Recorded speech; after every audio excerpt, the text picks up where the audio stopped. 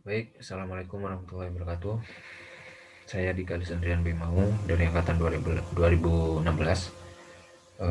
Di sini saya akan mempresentasikan sedikit mengenai Mukadimah Anggaran Dasar Muhammadiyah. Sebelum membahas ke bagian inti, saya akan menjelaskan terlebih dahulu sejarah singkat perumusan Mukadimah Anggaran Dasar Muhammadiyah itu sendiri.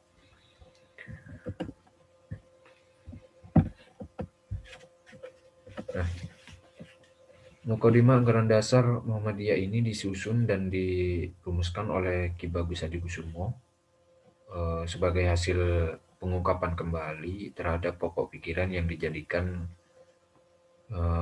dasar amal usaha dan perjuangan Kiai Ahmad Dahlan dengan menggunakan wadah Persyarikatan Muhammadiyah.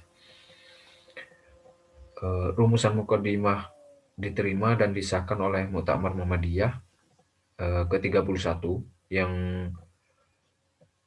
dilangsungkan di kota Yogyakarta pada tahun 1942 setelah melewati penyempurnaan segi redaksional yang dilaksanakan oleh sebuah tim yang dibentuk oleh Sidang Tanwir pada saat itu. Tim penyempurnaan tersebut beranggotakan Buya Hamka, ada Kiai Haji Farid Ma'ruf, juga ada Mr. Kasman, juga Zain Jambek. Selanjutnya ada beberapa sebab-sebab dirumuskannya Mukadimah Anggaran Dasar pada periode Ki Bagus Hadikusumo ini. Yang pertama, belum adanya kepastian rumusan tentang cita-cita dan dasar perjuangan Muhammadiyah. Kiai Ahmad Dahlan membangun Muhammadiyah bukannya didasarkan pada teori yang terlebih dahulu dirumuskan secara ilmiah dan sistematis. Akan tetapi, apa yang telah diresapinya dari pemahaman agama yang bersumber pada Al-Quran dan Hadis, beliau segera wujudkan dalam amalan yang nyata. Oleh karena itu, Kiai Ahmad Dahlan lebih tepat dikatakan sebagai seorang ulama yang praktis, bukan ulama yang teoritis. Sebab kedua, yaitu adanya kehidupan rohani keluarga Muhammadiyah menampakkan gejala menurun, akibat terlalu berat mengejar kehidupan duniawi. Tidak bisa dipungkiri, perkembangan masyarakat terus maju. Ilmu pengetahuan dan teknologi tidak henti-hentinya menyajikan hal-hal yang membuat manusia tercengang. Keadaan yang serupa tersebut tidak terkecuali mengenai masyarakat Indonesia. Tersebab adanya perkembangan zaman yang seluruhnya hampir dapat dinyatakan mengarah ke kehidupan duniawi, menyebabkan masyarakat Indonesia, termasuk di dalam keluarga Muhammadiyah sendiri, terbawa oleh gemerlapnya kehidupan kemewahan duniawi. Sebab yang ketiga yaitu makin kuatnya berbagai pengaruh dari luar tidak selaras dengan paham dan keyakinan Muhammadiyah. Bersamaan dengan perkembangan zaman yang membawa berbagai perubahan dalam masyarakat tentunya. Selain banyak yang bermanfaat, juga tidak sedikit yang dapat merusak keyakinan dan paham Muhammadiyah. Sebab yang keempat yaitu karena ada dorongan disusunnya preambul Undang-Undang Dasar 1945. Sesaat menjelang proklamasi kemerdekaan Republik Indonesia tanggal 17 Agustus 45, tokoh-tokoh pergerakan bangsa Indonesia dihimpun oleh pemerintah Jepang dalam wadah Badan Penyelidik Usaha Persiapan Kemerdekaan Indonesia yang biasa kita kenal BPUPKI. BPUPKI ini tugasnya antara lain mempelajari negara Indonesia merdeka. Dan di antara hal yang penting adalah terumuskannya Piagam Jakarta yang kelak dijadikan pembukaan UUD 45 setelah diadakan beberapa perubahan dan penyempurnaan di dalamnya. Pada saat merumuskan materi tersebut, para pimpinan pergerakan bangsa Indonesia benar-benar memusyawarahkan secara matang dengan disertai debat antara satu dengan yang lain yang ditempuh demi mencari kebenaran. Pengalaman ini dialami sendiri oleh Ki Bagus Hadikusumo yang kebetulan terlibat di dalamnya karena termasuk eh, sebagai anggota BPU PKI. Beliau merasakan betapa pentingnya rumusan Piagam Jakarta, sebab piagam ini memberikan gambaran kepada dunia luar atau eh, pada siapapun tentang cita-cita dasar, pandangan hidup, serta tujuan luhur bangsa Indonesia. Dengan demikian dapat disimpulkan bahwa pada saat periode Ki Bagus Hadikusumo, adanya mukodimah anggaran dasar Muhammadiyah tersebut benar-benar sudah sangat diperlukan karena adanya beberapa alasan dan sebab-sebab yang tadi saya jelaskan. Fungsi mukodimah anggaran dasar Muhammadiyah sendiri yaitu sebagai jiwa dan semangat pengabdian serta perjuangan persyarikatan Muhammadiyah. Nah, poin selanjutnya di sini ada pokok-pokok pikiran mukodimah anggaran dasar Muhammadiyah. Yang pertama, pokok pikiran pertama yaitu hidup manusia haruslah mentauhidkan Allah, bertuhan, beribadah, serta tunduk dan taat hanya kepada Allah. Bahwa sesungguhnya ketuhanan itu adalah hak Allah semata-mata. Bertuhan dan beribadah serta tunduk dan taat kepada Allah adalah satu-satunya ketentuan yang wajib atas tiap-tiap makhluk, terutama manusia. Sebagaimana yang telah dipaparkan dalam Al-Quran surat Muhammad, ilaha illallah fa'alam annahu lah, yang artinya ketahuilah bahwasanya tidak ada Tuhan yang patut disembah melainkan Allah. Pokok pikiran yang kedua yaitu hidup manusia adalah bermasyarakat. Bagi manusia, hidup bermasyarakat adalah suatu yang tidak mungkin dapat dihindari. Bukan hal itu merupakan sunnah, sebagaimana diisyaratkan dalam Al-Quran, karena manusia diciptakan oleh Allah bersuku-suku, berbangsa-bangsa, supaya saling kenal-mengenal. Sebagaimana ini juga dijelaskan dalam Al-Quran, yaitu pada surat Hujurat. Bismillahirrahmanirrahim. Ya ayuhan nasu inna khalaqnakum min zakari wa unsa wa ja'alnakum su'uba wa qabail lita'aruf. Inna akramakum indallahi atqakum innallaha alimun khabir. Artinya, wahai manusia, sesungguhnya kami menciptakan kamu dari seorang laki-laki dan seorang perempuan, serta menjadikan kamu bersuku-suku supaya kamu saling mengenal. Sesungguhnya orang yang paling mulia di sisi Allah ialah orang yang paling bertakwa di antara kamu. Sesungguhnya Allah Maha Mengetahui lagi Maha Mengenal. Pada pokok pikiran ketiga, ini ada hanya hukum Allah satu-satunya hukum yang dapat dijadikan sendi pembentuk pribadi utama dan mengatur tertib hidup bersama menuju kehidupan bahagia sejahtera yang hakiki dunia dan akhirat. Masyarakat yang sejahtera, aman, dan damai hanyalah dapat diwujudkan di atas dasar keadilan, kejujuran, persaudaraan, dan gotong royong, tolong-menolong dengan bersendikan hukum Allah yang sebenar-benarnya. Lepas daripada pengaruh syaitan dan hawa nafsu. Agama Allah yang dibawa dan diajarkan oleh sekalian Nabi yang bijaksana dan berjiwa suci adalah salah satu pokok hukum dalam masyarakat yang utama dan sebaik-baiknya. Pada pokok pikiran ketiga ini adalah keyakinan dan sekaligus juga pandangan hidup Muhammadiyah Islam adalah agama yang benar sesuai dengan Al-Quran surat Al-Imran, yakni Inna dina indallahil Islam. Artinya sesungguhnya agama yang diridhoi di sisi Allah hanyalah Islam. Dan karena Islam agama yang benar, maka siapapun yang tidak menganut agama yang benar ini tentulah akan merugi di akhirat nanti. Kalimat tersebut dipaparkan dalam Al-Quran surat Al-Imran, yang artinya barang siapa mencari agama lain selain agama Islam, maka sekali-sekali tidaklah akan diterima agama itu daripadanya,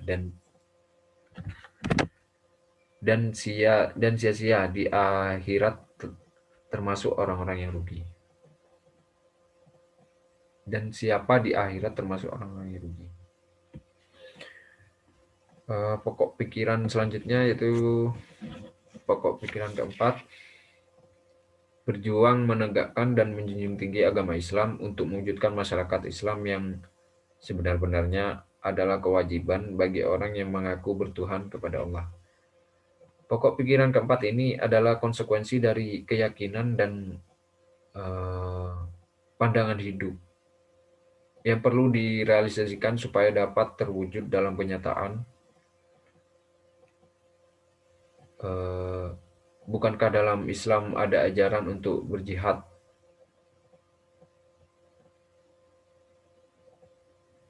Dan rasanya sangat mustahil masyarakat Islam yang sebenarnya dapat terwujud di Indonesia, mengingat sangat majemuknya masyarakat di Indonesia sendiri kalau kita tidak berjuang untuk itu. Firman Allah menyebutkan dalam surat Al-Hujurat, Bismillahirrahmanirrahim, innamal mu'minuna alladzina amanu billahi wa rasulih summa lam yartabu wajahadu bi amwalihim wa anfusihim fi sabilillah ulaika humus shadiqun. Artinya orang mukmin itu ialah orang-orang yang beriman kepada Allah dan Rasul-Nya. Kemudian mereka tidak ragu-ragu dan mereka berjihad dengan harta dan jiwa mereka di jalan Allah. Mereka itulah orang-orang yang benar. Menjunjung tinggi agama dan hukum Allah lebih daripada hukum yang manapun juga adalah kewajiban mutlak bagi tiap-tiap orang yang mengaku bertuhan kepada Allah. Agama Islam adalah agama yang dibawa oleh sekalian Nabi sejak Nabi Adam sampai Nabi Muhammad SAW, dan diajarkan kepada umatnya masing-masing untuk mendapat hidup bahagia dunia dan akhirat.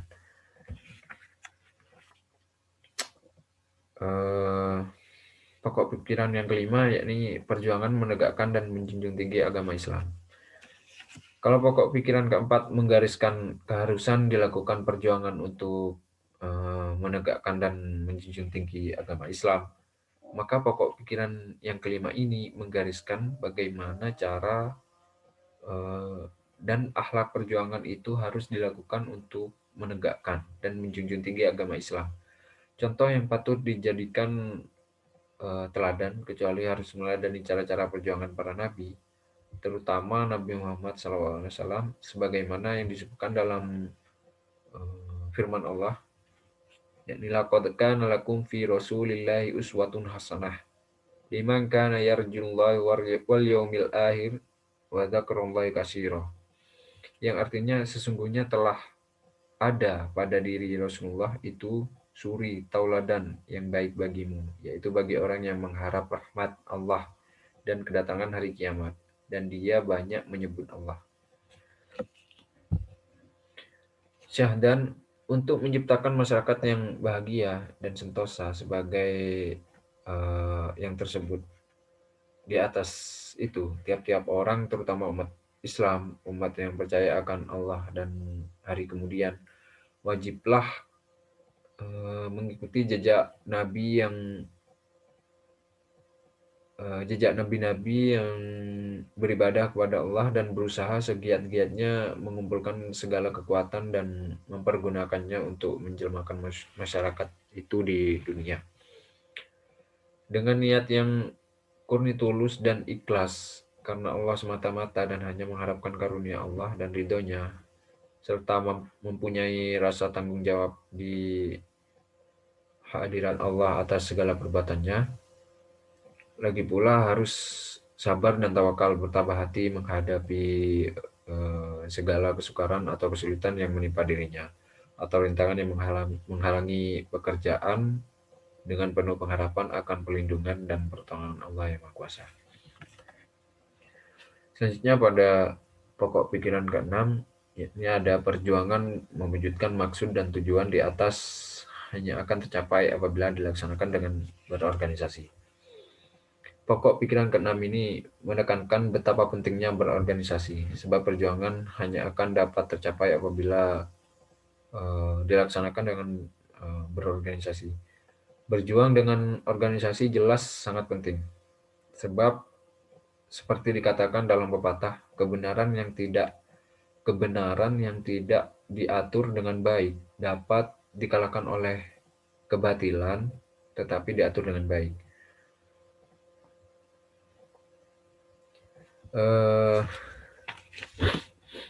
Kesemuanya itu perlu untuk menunaikan kewajiban mengamalkan perintah-perintah Allah dan mengikuti sunnah Rasulnya Nabi Muhammad SAW guna mendapatkan karunia dan ridhonya di dunia dan di akhirat. Dan untuk mencapai masyarakat yang sentosa dan bahagia disertai nikmat dan rahmat Allah yang melimpah-limpah, sehingga merupakan suatu negara yang indah, bersih, suci,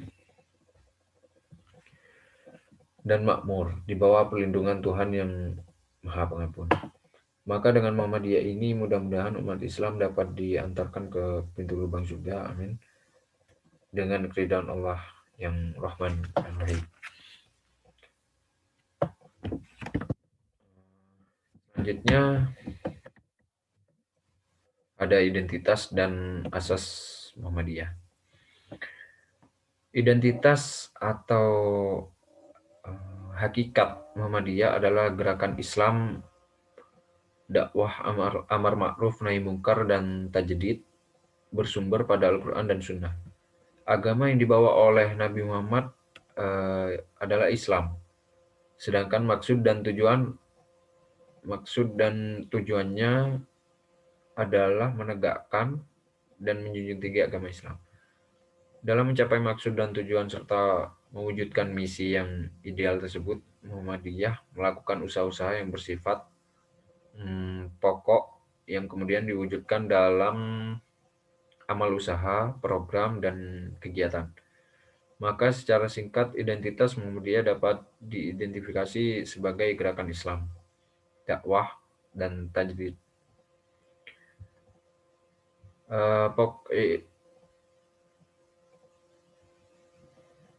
Identitas Muhammadiyah yang pertama yaitu ada Muhammadiyah sebagai gerakan Islam. Islam telah memberikan inspirasi dan orientasi mendasar bagi pendirinya, Kiai Ahmad Dahlan, untuk mewujudkan cita-cita dan keyakinan hidupnya. Karena itu, Muhammadiyah yang didasarkan pada prinsip-prinsip ajaran Islam yang terkandung dalam Al-Quran dan Sunnah, serta diyakini kebenarannya. Keyakinan terhadap agama Islam sebagai agama yang diridhai Allah dalam Quran Surat Al-Ma'idah atau Ali Imran, dan keharusan moral untuk mengimplementasikan ideal-ideal Islam ke dalam konteks yang praksis, baik pada tataran individual maupun kolektif, telah menimbulkan upaya-upaya yang sistematif dan terorganisir dalam Quran Surat Al-Imran. Yang kedua, Muhammadiyah sebagai gerakan dakwah. Karakteristik kedua dari gerakan Muhammadiyah dikenal sebagai gerakan dakwah, amar ma'ruf nahi mungkar. Karakteristik kedua ini justru karena inspirasi pengalaman Kiai Ahmad Dahlan terhadap perintah-perintah Allah dalam Al-Quran, seperti yang tercantum pada Quran Surat Al-Imran, untuk melakukan amar ma'ruf nahi mungkar dengan hikmah, kebijaksanaan, pelajaran yang baik, dan bantahan yang baik, agar diperoleh konsistensi dalam mengamalkan semua perintah Allah dan menjauhi larangan-larangannya, supaya menjadi orang-orang yang beruntung. Dakwah menjadi tanggung jawab moral baik personal maupun kolektif, Muhammadiyah sebagai organisasi dakwah menjadi sasaran dakwahnya bersifat personal dan kolektif, baik internal maupun eksternal. Sasaran dakwah yang bersifat eksternal diajukan pada non-Islam agar mereka dapat memeluk agama Islam, sehingga terhindar dari ketersesatan dalam mencapai kebaikan hidup eh, manusia di dunia ataupun di akhirat. Yang ketiga ada Muhammadiyah sebagai gerakan tajdid. Perserikatan Muhammadiyah disebut sebagai gerakan tajdid atau pembaharuan karena Muhammadiyah selalu melakukan koreksi dan penafsiran ulang terhadap berbagai persoalan pemikiran dan pengalaman yang terkait dengan muamalah keagamaan yang disebabkan oleh perubahan situasi dan kondisi serta perkembangan ilmu pengetahuan dan teknologi untuk disesuaikan dengan nilai-nilai Al-Quran dan Sunnah tentunya, serta tidak bertentangan dengan nilai keduanya.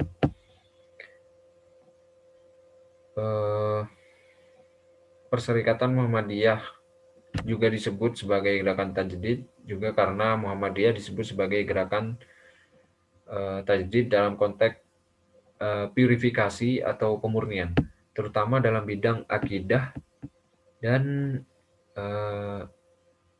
ibadah, yakni mengembalikan semua persoalan yang menyangkut akidah dan ibadah tersebut pada keaslian ajaran dalam Al-Quran dan Sunnah dari berbagai tambahan dan pengurangan serta interpolasi berbagai bentuk pemikiran secara intrinsik dan substantif maupun formal berbeda dengan keduanya.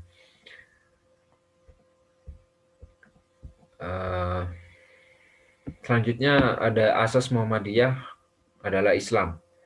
Sedangkan maksud dan tujuannya ialah menegakkan dan menjunjung tinggi agama Islam sehingga terwujudnya masyarakat Islam yang sebenar-benarnya.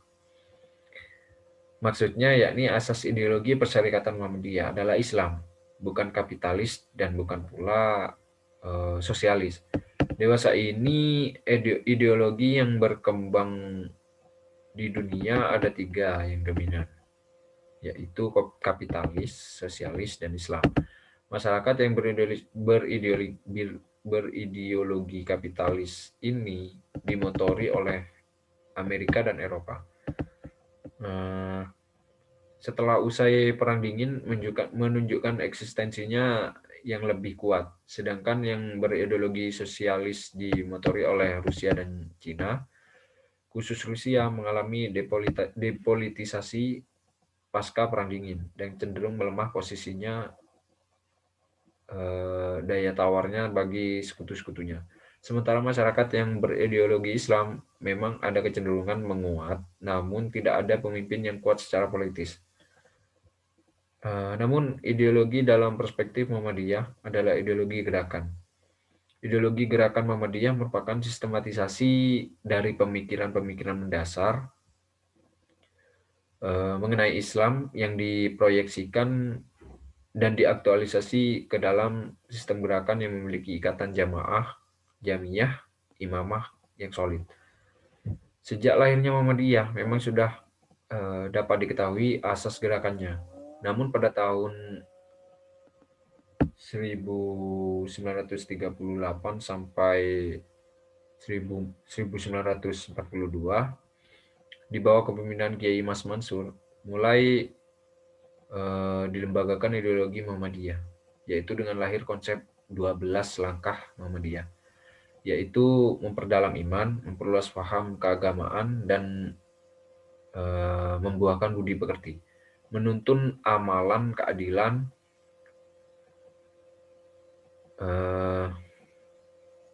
maksud saya menuntun amalan intikat, menguatkan persatuan, menegakkan keadilan, melakukan kebijaksanaan, menguatkan tanwir, mengadakan musyawarah, memusyawaratkan keputusan, mengawasi gerakan ke dalam dan memperhubungkan gerakan keluar. Nah, dengan lahirnya konsep tersebut, maka Muhammadiyah tumbuh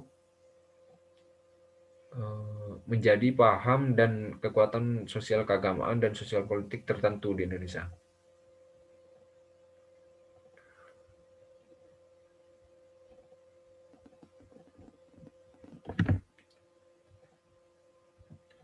Dalam mencapai maksud dan tujuan serta mewujudkan misi yang ideal tersebut, Muhammadiyah melakukan usaha-usaha yang bersifat pokok yang kemudian diwujudkan dalam amal, program, dan kegiatan yang sudah saya jelaskan tadi di awal.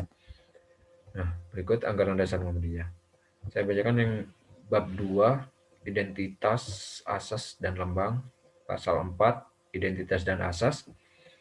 Muhammadiyah adalah gerakan Islam, dakwah, amar ma'ruf nahi munkar, dan tajdid bersumber pada Al-Quran dan As-Sunnah. Muhammadiyah berbasis Islam. Pasal 5, lambang. Lambang Muhammadiyah adalah matahari bersinar utama 12. Di tengah bertuliskan Muhammadiyah dengan dilingkari kalimat Asyhadu alla ilaha illallah wa asyhadu anna Muhammadar Rasulullah. Bab 3, maksud dan tujuan serta usaha. Pasal 6, maksud dan tujuan.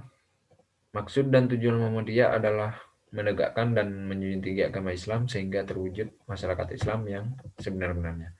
Sedangkan pasal 7, di sini ada usaha untuk mencapai maksud dan tujuan. Muhammadiyah melaksanakan dakwah amar ma'ruf nahi munkar dan tajdid yang diwujudkan dalam usaha di segala bidang kehidupan. Usaha Muhammadiyah diwujudkan dalam bentuk amal usaha, program, kegiatan yang macam dan penyelenggaranya diatur dalam anggaran rumah tangga. Penentu kebijakan dan penanggung jawab amal usaha, program, dan kegiatan ialah pimpinan Muhammadiyah. Langkah-langkah dakwah dan tajdid ini Muhammadiyah tercermin dalam kepeloporan mendirikan sekolah Islam modern, pelayanan kesehatan dan kesejahteraan dengan mendirikannya sekolah Islam yang modern seperti saat ini. Dan kesejahteraan dengan mendirikan PKU, penolong kesengsaraan umat, penyatuan anak-anak yatim, piatu, dan miskin melalui gerakan Al-Ma'un dan mendobrak praktik dan pemikiran Islam yang statis atau beku dengan ijtihad. Karena dalam masyarakat umum Muhammadiyah lebih dikenal sebagai gerakan pembaruan, bahkan tajdid sudah melekat dalam Muhammadiyah. Karena kepeloporan dalam pembaruan itu, maka Muhammadiyah dikenal sebagai reformis atau lebih ke modernisasi Islam. Yang terakhir, gerakan Muhammadiyah yang berkarakter dakwah dan tajdid tersebut dilakukan melalui sistem organisasi dan bersifat ekspansi atau penyebarluasan. Kata-kata wal takum minkum ummatun dalam Al-Imran 104 merupakan pemaknaan baru mengenai kepentingan menggerakkan Islam melalui organisasi atau masyarakat persyarikatan. Dari perjalanan awal Muhammadiyah tersebut, maka jelas sekali karakter yang kuat persyarikatan, yaitu sebagai gerakan Islam yang menjalankan dakwah dan tajdid melalui sistem organisasi yang selalu dinamis dan berkemajuan. Muhammadiyah telah hadir sebagai gerakan yang berpegang teguh pada prinsip-prinsip Islam yang kokoh berdasarkan Al-Quran dan Sunnah. Mungkin itu saja yang bisa saya jelaskan dari penjelasan mukadimah anggaran dasar Muhammadiyah. Tapi selanjutnya akan dilanjutkan oleh rekan saya, Rifki Fanani. Terima kasih. Apabila ada kesalahan, mohon maaf yang sebesar-besarnya. Assalamualaikum warahmatullahi wabarakatuh.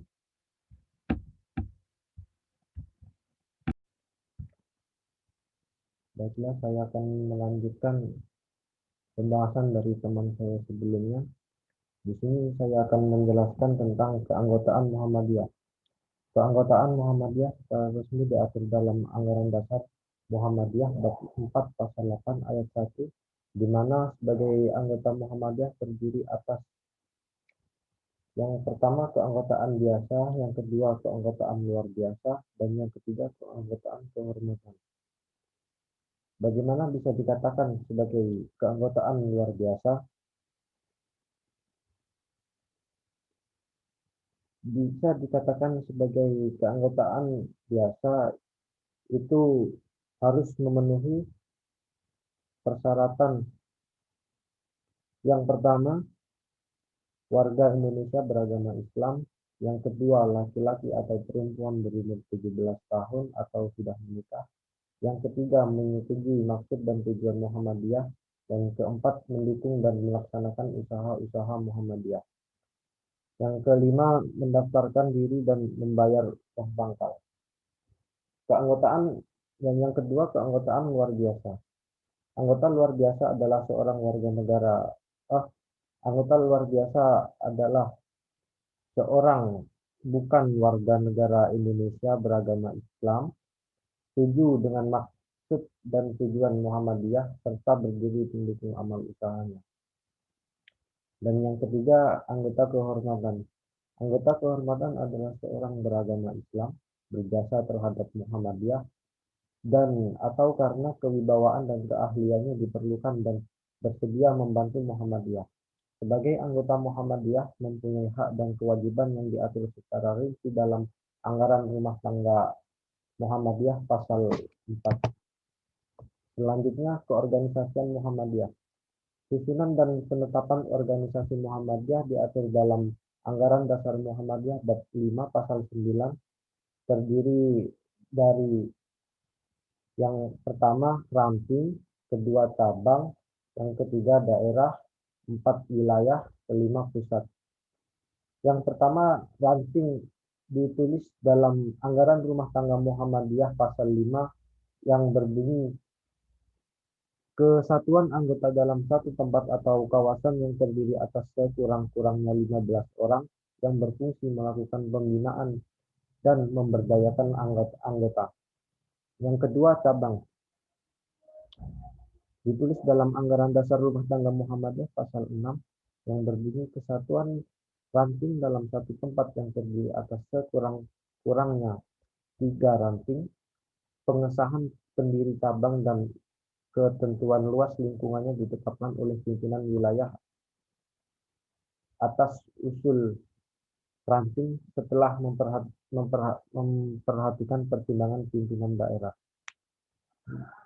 Dan yang ketiga, daerah ditulis dalam Anggaran Rumah Tangga Muhammadiyah pasal 7 yang berbunyi, kesatuan cabang dalam satu kota atau kabupaten yang terdiri atas sekurang-kurangnya 3 cabang, pengesahan pendirian daerah ditetapkan oleh pimpinan pusat atas usul cabang setelah memperhatikan pertimbangan pimpinan wilayah. Dan yang keempat, wilayah ditulis dalam Anggaran Rumah Tangga Muhammadiyah pasal 8 yang berbunyi, kesatuan daerah dalam satu provinsi yang terdiri atas sekurang-kurangnya 3 daerah. Pengesahan pendirian wilayah ditetapkan oleh pimpinan pusat atas usul daerah yang bersangkutan. Dan yang kelima, pusat ditulis dalam Anggaran Rumah Tangga Muhammadiyah pasal 9 yang berbunyi, kesatuan wilayah dalam negara Republik Indonesia. Dan selanjutnya, peran cabang dan ranting sebagai ujung tombak organisasi Muhammadiyah. Memasuki abad kedua, Muhammadiyah dihadapkan pada tugas dan tantangan yang semakin berat. Bukan hanya karena makin kompleksnya perkembangan masyarakat yang menuntut berbagai penyesuaian, namun juga memunculkan banyak organisasi Islam baru yang mengharuskan Muhammadiyah mempengaruhi strategi Islam baru yang mempengaruhi Muhammadiyah, mempengaruhi strategi dakwah dan perjuangannya. Yang dimaksud dalam mempengaruhi strategi dakwah di sini adalah contohnya yang sering kita lihat di kehidupan di sekeliling kita. Banyak kegiatan yang dilakukan oleh organisasi Muhammadiyah, contohnya diadakannya agenda pengajian rutin di suatu wilayah, yang di situ adalah kegiatan dari organisasi Muhammadiyah itu sendiri. Dan contoh selanjutnya adalah bakti sosial yang sering dilakukan oleh anggota-anggota Muhammadiyah di beberapa wilayah atau daerah. Salah satu pandangan tersebut adalah penataan dakwah dan perjuangan yang mengembangkan cabang dan ranting. Cabang dan ranting adalah level yang paling bawah. Jadi yang memulai suatu dakwah di beberapa wilayah itu adalah dimulai dari cabang, ranting, dan akan ada agenda besar yang biasanya dilakukan oleh pusat. Dan selanjutnya, seharusnya cabang dan ranting berperan sebagai ujung tombak dalam kinerja organisasi. Cabang dan ranting merupakan ujung tombak dalam rekrutmen anggota dan kaderisasi. Di sini maksudnya di beberapa wilayah cabang, di situ banyak organisasi yang merekrut anggota baru dan mencari anggota baru agar semakin banyak anggota yang masuk ke dalam organisasi Muhammadiyah. Dan yang kedua, cabang dan ranting merupakan ujung tombak dalam dakwah keagamaan. Di sini sama seperti halnya yang telah saya sampaikan sebelumnya, banyak agenda Muhammadiyah yang berkaitan dengan dakwah keagamaan, seperti contohnya pengajian yang biasanya dilakukan di beberapa wilayah. Dan yang ketiga, cabang ranting merupakan ujung tombak dalam ukhuwah dalam organisasi lain. Di, di ini maksudnya kita bisa saling mempererat dan mengenal kelompok lain atau organisasi lain dan mempunyai rasa simpatik atau rasa dekat dengan sesama. Dan yang keempat, cabang dan ranting merupakan ujung tombak dalam kuantitas kita dalam berorganisasi. Ujung tombak. Di sini bukan hanya kuantitas, tapi kita juga biasanya masyarakat melihat kualitas dari dalam organisasi itu sendiri yang setelah yang kita buat agenda itu biasanya seperti pengajian itu kita melihat kualitasnya. Oke, dan itu saja yang bisa saya sampaikan. Kurang lebihnya saya mohon maaf. Akhirul kalam. Wassalamualaikum warahmatullahi wabarakatuh.